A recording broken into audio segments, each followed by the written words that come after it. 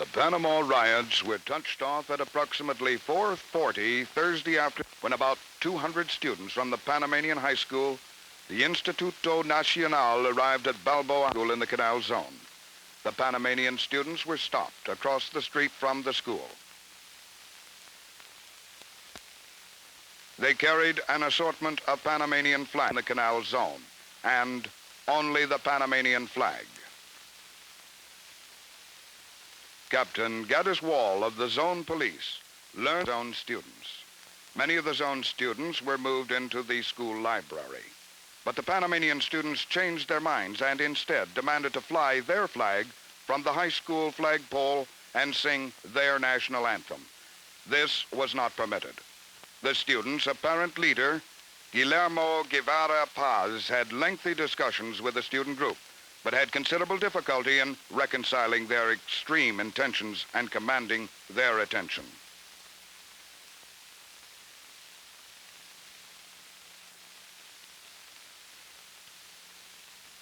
After considerable discussion, the Panamanian students agreed to a ceremony consisting of a 5-student delegation carrying the flag to the pole, holding it up for all to see and to be photographed, and closing with the singing of their national anthem.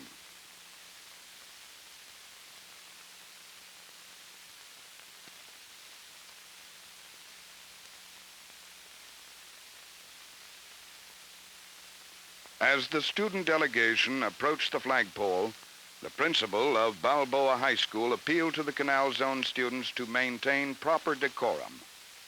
Meanwhile, buses had been secured to transport the Panamanian students from the zone as further insurance against conflict between the student groups.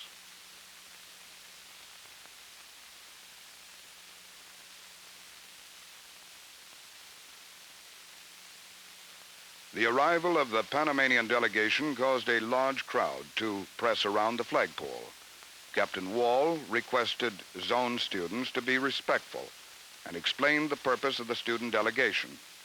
Nevertheless, emotional tensions began to build up between the two student groups. The Panamanian students objected to the agreed-upon ceremony and vehemently argued for some 20 minutes to fly the Panamanian flag from the single pole bearing the United States flag. They became completely unreasonable, and finally it was necessary for the zone police to move the Panamanian students away from the flagpole. This was done with a persistent police line and without injury to any of the students.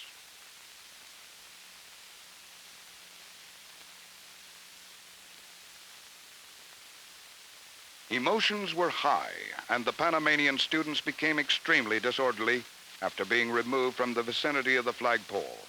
At least one policeman required medical attention after being struck by one of the many objects thrown by the students. Darkness began to settle over the area. Without warning, the Panamanian students suddenly bolted and ran up the hill toward the Panama Canal Company Administration building.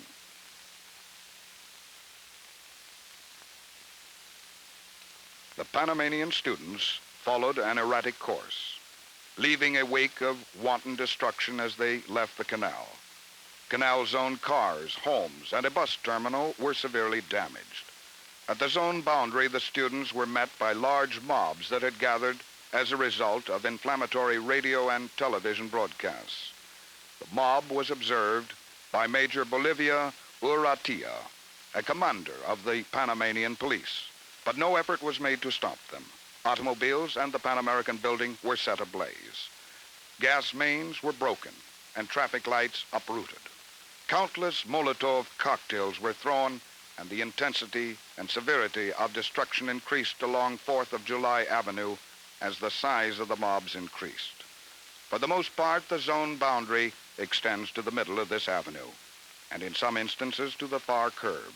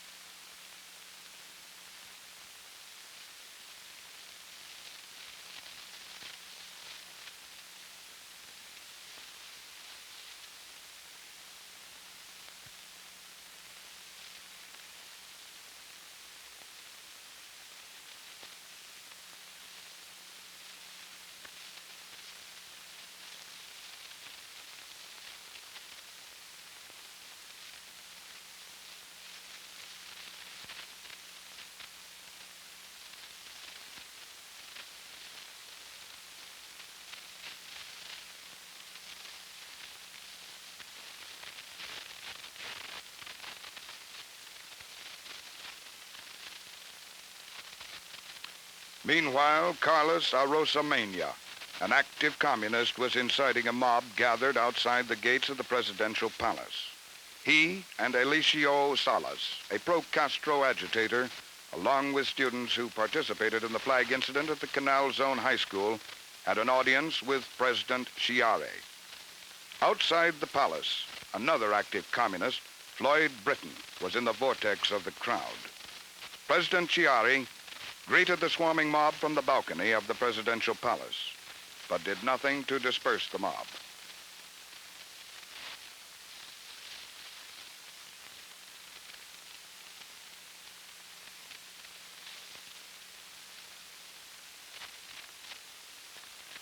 While President Chiari greeted the mobs at the presidential palace, the United States Information Service Library, located in Panama City, was being sacked and burned.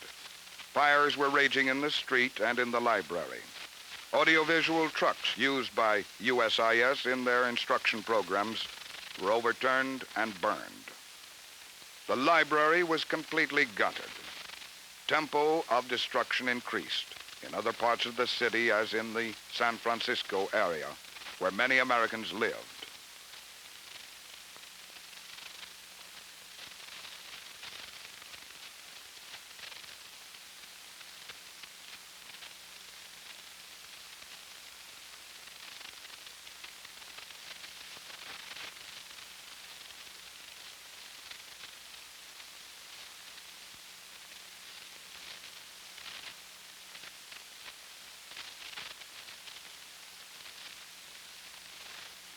Panamanian police were present at the Pan American building complex early in the rioting. Nevertheless, this area received severe damage and looting occurred. The home of Judge Crow, a United States district judge, was a target for Molotov cocktails and other destructive acts, many of them observed by Panamanian police. The wanton destruction of zone property was plainly evident on the morning of 10 January. There were burned cars in front of Judge Crow's residence. Areas around zone homes were littered with rocks, and a considerable amount of property was defaced with inflammatory phrases such as "Assassins go home" and "Avenue of the Martyrs."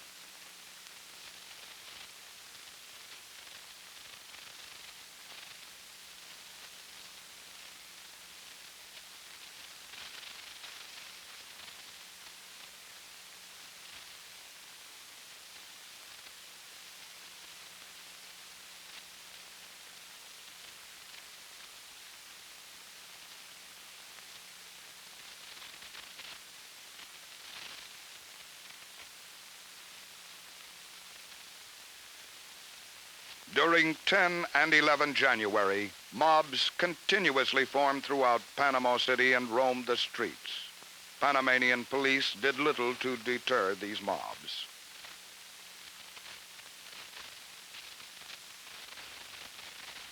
Storefronts were demolished and mass looting occurred.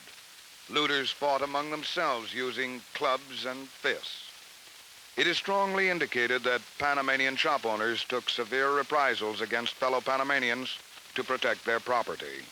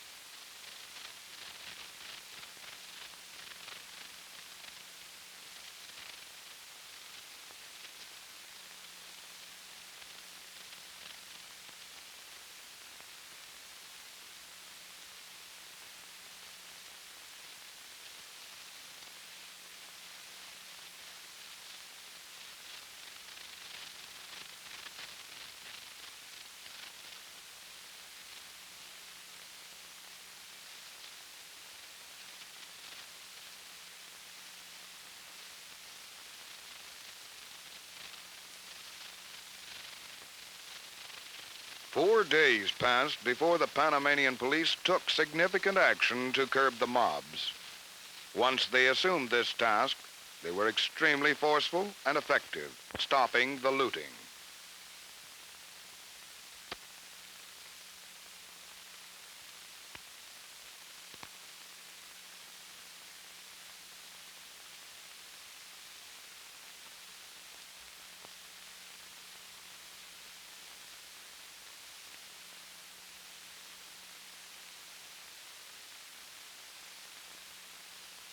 The large number of looters, broken windows, forearm injuries, vicious fights among looters, reprisals of shop owners, and actions of Panamanian police in the late days of the rioting strongly suggest that many injuries and death to Panamanians were wrongfully charged to the United States.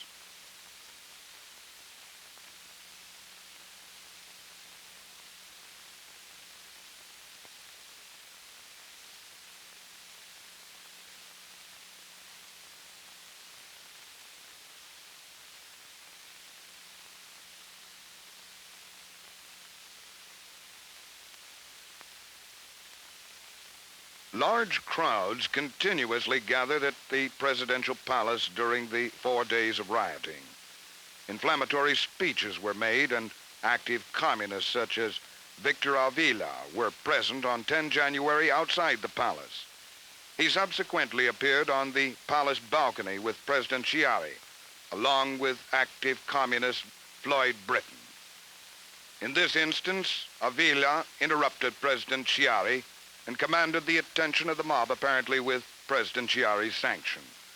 Subsequently, this mob proceeded toward the Canal Zone boundary near the Tivoli Guest House.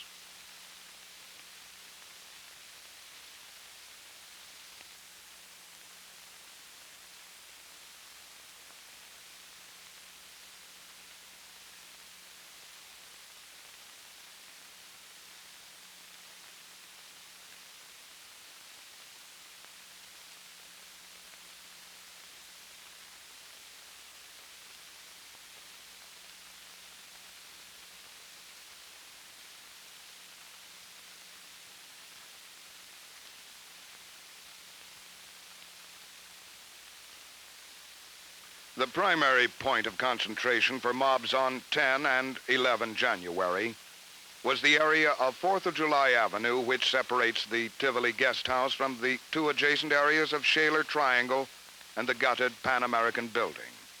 Panamanian police patrols in pickup trucks passed through this area, paying little attention to the mobs that constantly formed.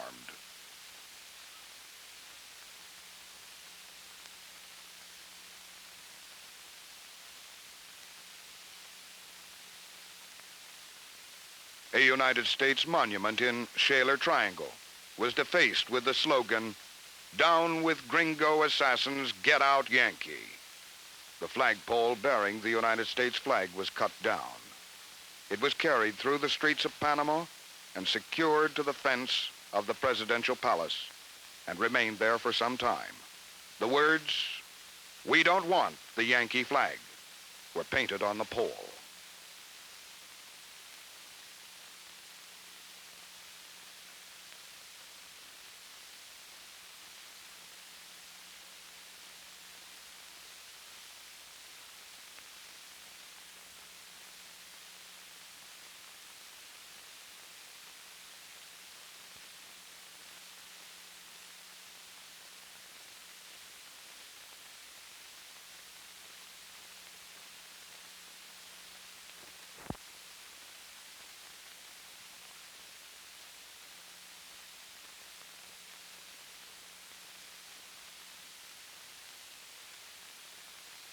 Mobs overturned and burned countless cars throughout Panama City and within the zone boundaries.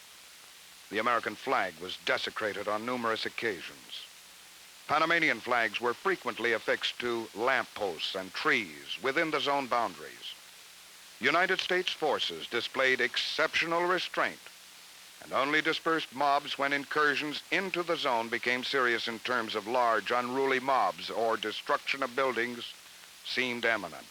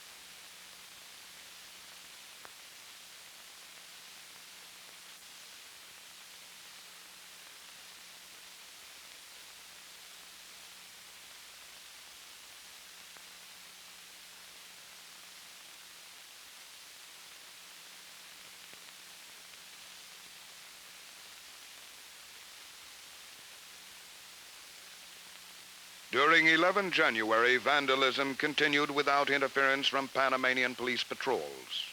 Concertina wire barriers were frequently removed from within the zone and used to block 4th of July Avenue, and on other occasions, burned cars and other debris were used to block segments of the avenue.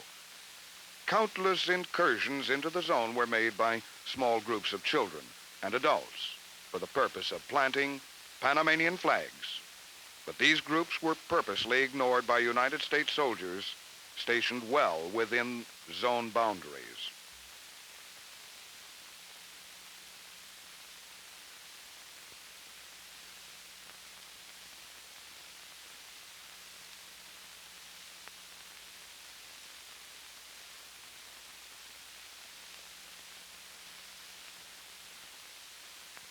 Looters prowling in the Pan American building caused it to burn again on several occasions.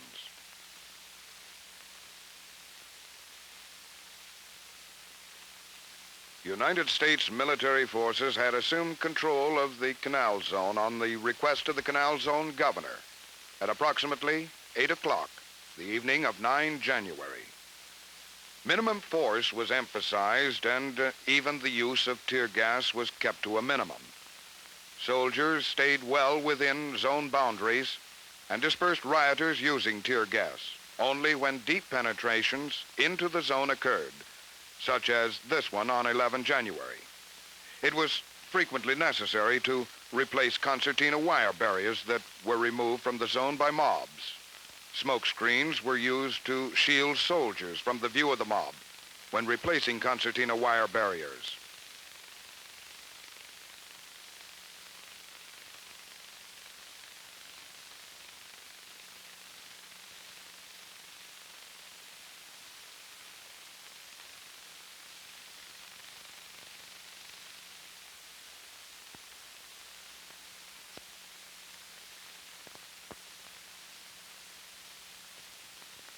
In the process of using minimum force, numerous injuries were inflicted on soldiers from thrown missiles.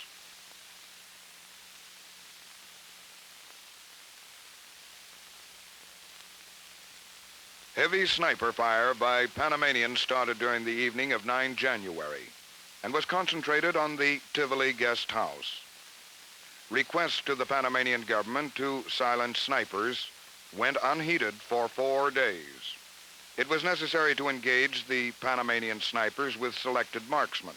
However, restraint was used. First, shots were fired close to snipers to scare them away. Secondly, shots were made to wound snipers. And finally, when all else failed, shots were placed to kill snipers. Members of the U.S. Army Marksmanship Unit were stationed on the 3rd floor of the Tivoli guest house. Sniper fire was received from a variety of weapons, including machine gun fire on a few occasions. At least 500 bullets, by actual count, struck the Tivoli guest house on the surfaces facing Panama City. Counter-sniper fire was closely controlled during the 4 days of the riots. It was terminated on numerous occasions when it appeared that Panamanian police would fulfill the frequent requests to have specific snipers quelled. It was not until the last day of the rioting that Panamanian police took effective action on the request by the military.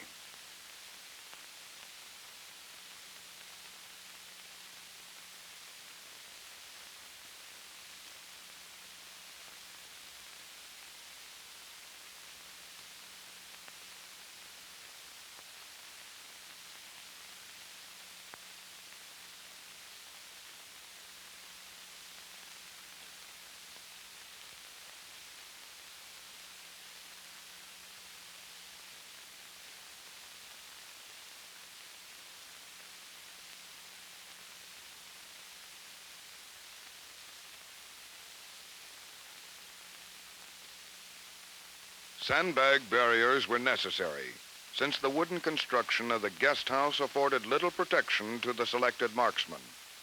Balcony railings were knocked out to clear fields of fire, and in the process, an American officer was severely wounded by sniper fire.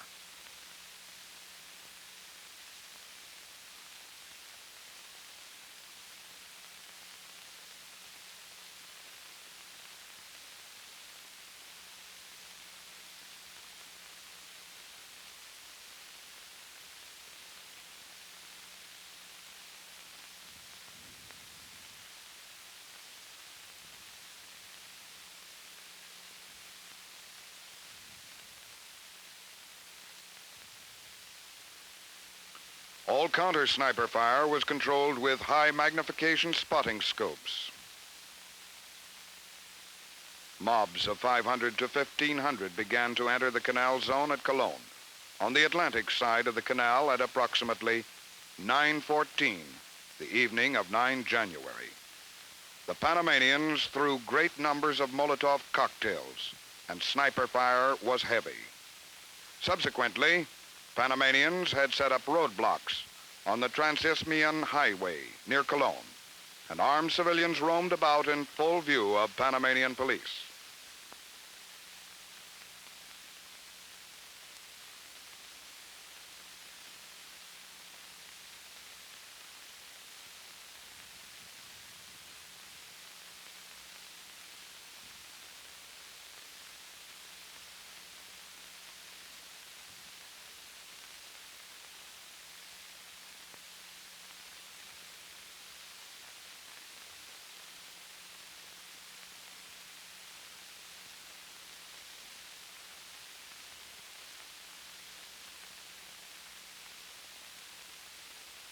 The rioters centered their violence on the Masonic Temple, which was later occupied by American soldiers, and the temple walls became blackened from numerous attempts to set it afire.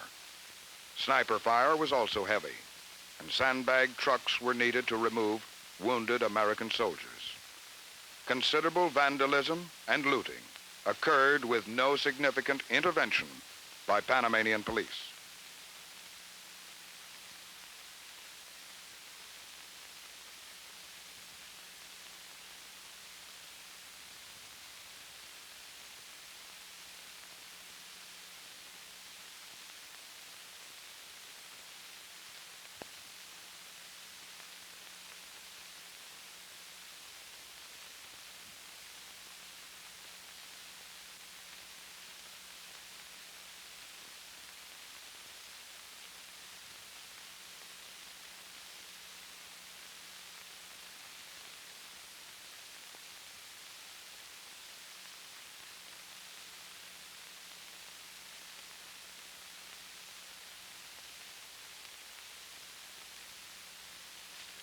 The YMCA and commissary building complex were first looted and then completely destroyed by fires started with Molotov cocktails. The prolonged disorder in Panama City and Colón caused the toll in property damage and human lives to climb to sizable amounts. Panamanians have claimed 21 deaths. 7 of these were looters trapped in burning buildings, and upwards of 400 persons injured from unidentified acts of violence. No estimates of Panama City property damage have been made. United States government property damage was in excess of $1.5 million. Another $72,000 in damage occurred to household goods of military personnel. Over 100 automobiles were damaged or destroyed. At least 60 civilians and some 80 soldiers were injured. Sniper fire wounded 6 civilians and 24 soldiers. It also claimed the lives of 3 soldiers.